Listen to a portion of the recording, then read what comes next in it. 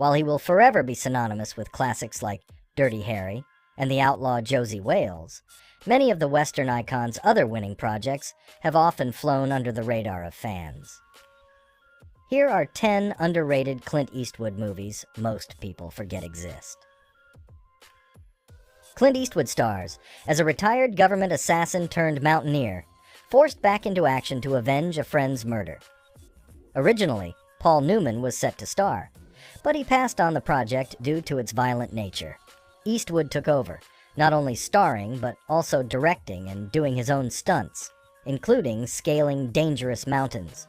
The movie itself is a thrilling mix of action and stunning cinematography, and while it didn't break box office records, it's still appreciated for its daring sequences. And yeah, that's really Eastwood climbing those mountains.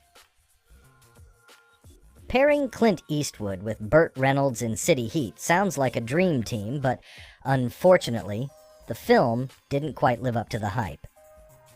Set in the 1930s Kansas City, the buddy cop crime comedy sees Eastwood and Reynolds teaming up to take down a mobster.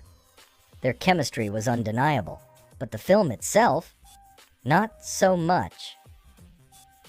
While it bombed at the box office, critics still praised the star power of Eastwood and Reynolds.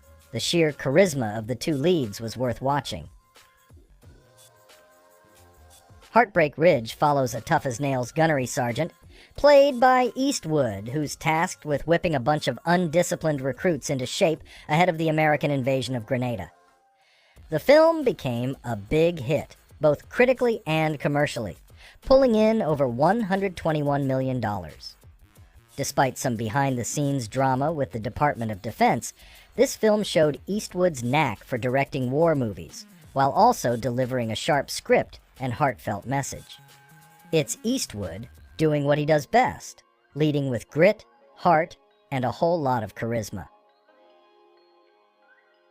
Space Cowboys brought together some of Hollywood's greatest veterans: Tommy Lee Jones, Donald Sutherland, James Garner, and, of course, Clint Eastwood himself.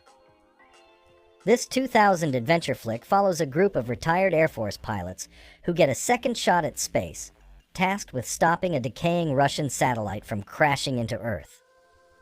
Directed by Eastwood, this movie is a fun ride, blending humor, thrills, and heart. Despite raking in over $128 million, it's often overlooked when people talk about Eastwood's work. But if you want to see legendary actors having a blast, this one's worth the watch. Welcome to space, Frank. You waited a while for this. Yeah, only 40 years.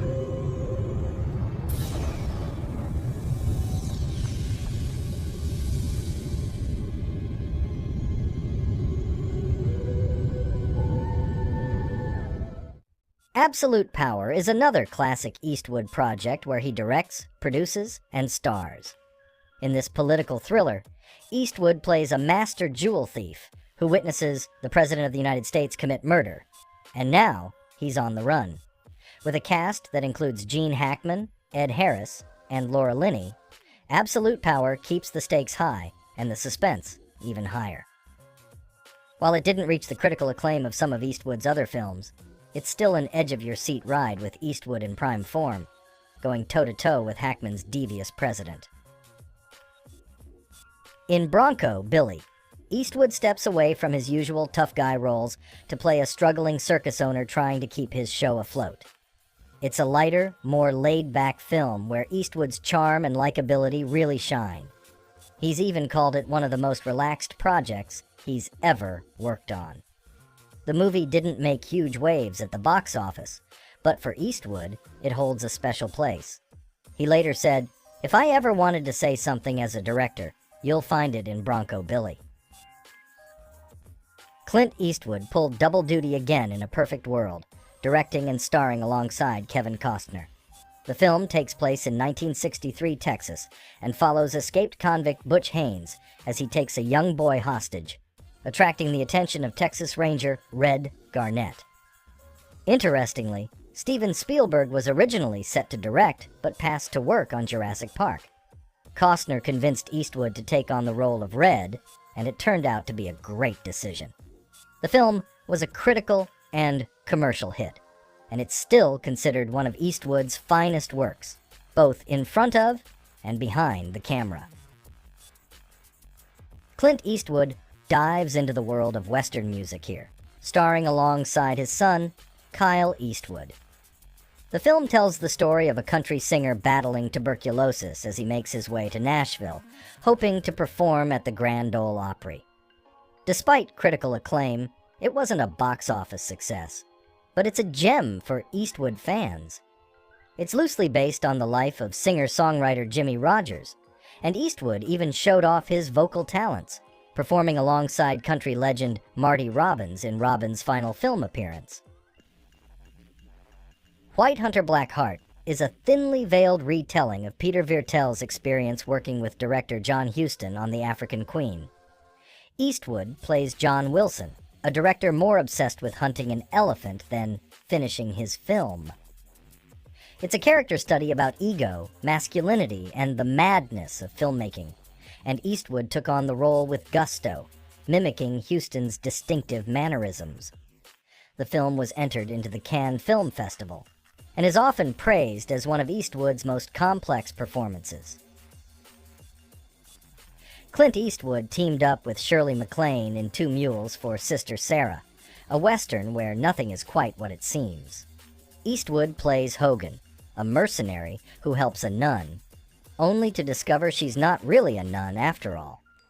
This was the second collaboration between Eastwood and director Don Siegel, and Eastwood shines here as the anti-hero.